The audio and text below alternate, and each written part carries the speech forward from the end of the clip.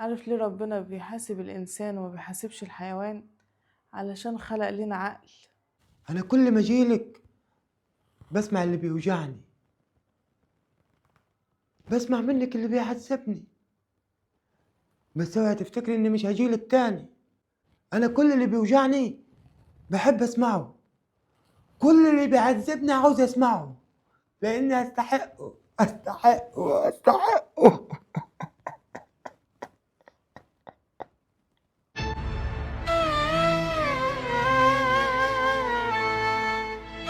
يا حبيبتي الست اللي أنا رايحة أروق لها الشقة دي هتديني فلوس كتير، على إنها عارفة ظروفي، وهجيب لك شبشب جديد وكمان جزمة.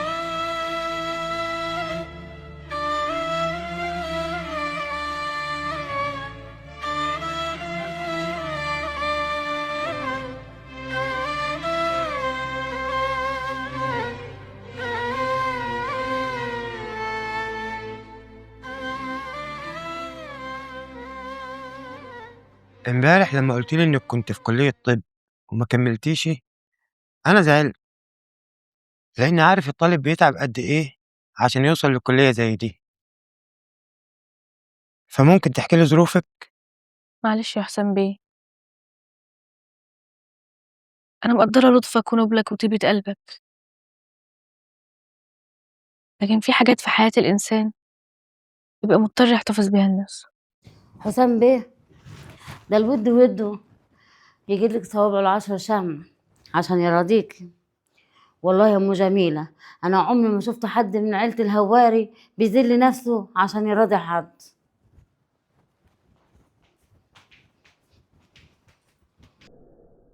معلش يا حسام بيه، أنا عارفة إن هي مش قيمتك، بس على قد فلوسي. إيه أنت زعلت؟ يا بنت الهدية مش بتمنها، بس في واحدة تقول له خطيبها يا حسام بيه. خلاص يا حسام، بس برضه العين ما تعلاش عن الحاجة. كلامك صحيح. طب ممكن تجيبي لي أوراقك وحاجتك وترجعي كليتك وأنا متكفل بأي مصاريف؟ فوالنبي يا ست هانم، لا تخف عليه شويه. تعرف يا ام ابراهيم، في عز العذاب والحيرة اللي انا عشتها وانا في دمنهور، انا عمري ما كرهت حسام. انا كان معايا عربية صغيرة كنت بعمل بيها قهوة على الطريق، وفي يوم ولاد الحرام دسوا عليا وذلوني، وفجأة لقيت انسان شهم بيقف قصادهم وبيكسر الايد اللي بتتمد عليا. الانسان ده كان حسام بيه، وبعدها عرض عليا نشتغل عنده في الشركة. ولما رحت اقدم ورقي عرض عليا الجواز. عمري ما كنت اتخيل ان واحد من الطبقة اللي منها حسام بيه يبص لواحدة زي حالاتي. عشت معاه اجمل 4 شهور في حياتي قبل ما يحصل اللي حصل، وحتى بعد اللي حصل انا ما كرهتوش، بس مش قادرة اسامحه، وخصوصا في حرقة قلبي على جميل. أنا حاليا يا حسام بيه مش بفكر في دراسة ولا مستقبل. أنا أمي بنت ناس، بنت ناس قوي، تقدر تقول هانم بنت هانم، متربية على عز، واحنا الدنيا ادتنا ظهرها والزمن جرى علينا، فمش عاوزاها تتبهدل، عاوزة اشتغل واكون قد مصاريف البيت. يبقى من بكرة تستلمي شغلك، ولما تراجعي نفسك وتحبي تكملي دراستك ما تتردديش إنك تقوليلي. أنا متشكرة يا حسام بيه، طول عمرك إنسان شهم وأصيل. طول عمري؟ قصدي يعني أكيد طول عمرك شهم وجدع مع الناس وبتساعدهم. طب وأنا هقولك على حاجة كمان تخليكي تفكري تكملي دراستك. لو كملتي واتخرجتي وبقيتي دكتورة، يوم ما هتتخرجي هشغلك في مستوصف جميلة. جميلة؟ آه، ده مستوصف أنا عامله للغلابة، وجميلة دي بنتي.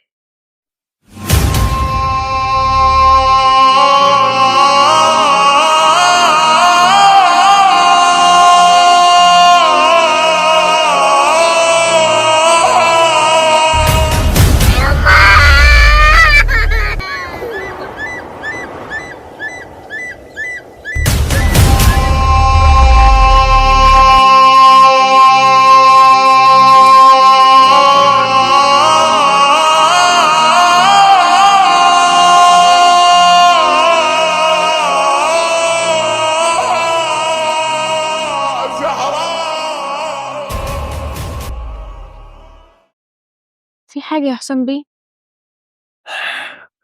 لا أبدا، تقدري من بكرة تستلمي شغلك. اتفضلي.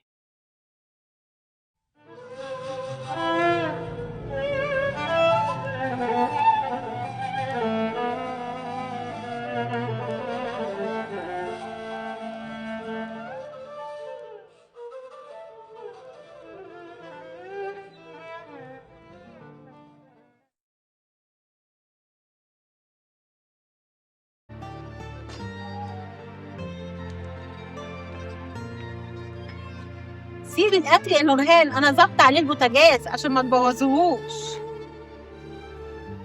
هو في إيه بس يا ماما؟ هو انتي بتشكي في قدراتي؟ اتصلك بالدكتور يا ست اسراء. هيعمل ايه الدكتور يا ام ابراهيم؟ ولو سألني على الوجع هقول له ايه؟ هقول له حاسه بنار مولعه جوه صدري. ما هو انت يا ست اسراء مش عايزه تهوني على نفسك، على الاقل الدكتور هيكتب لك شويه علاج يريحولك اعصابك. يا ريت الوجع اللي جوايا كان علاجه عند الدكاتره يا ام ابراهيم. في آلام في الدنيا ملهاش لا طب ولا دوا، حلها الوحيد إن الإنسان يعيش بيها ويسلم أمره لله. كذاب اللي قال الحبس جوا السجون وبس. الحبس جوا آلامك وأحزانك أصعب بكتير من حبسة السجون. معقول يا دنيا غلطة واحدة تسقيني من المر كل يوم 1000 كاس؟ يا جميلة، لو تعرف بحال أبوكي. شفت القدر عمل فيا إيه يا جميلة؟ خلاني أشوفك وأقابلك وما أقدرش أخدك في حضني.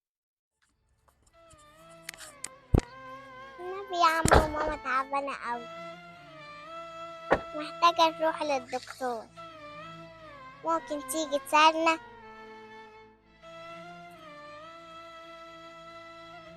طب وهو بابا فين يا حبيبتي؟ أنا ما عنديش أب زي كل البنات، عندي ماما بس هي تعبانة. والنبي يا عمو أرجوك تيجي توديها للدكتور.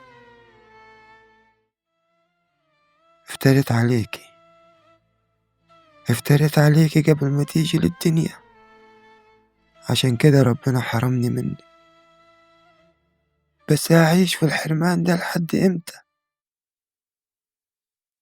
إمتى يا جميلة؟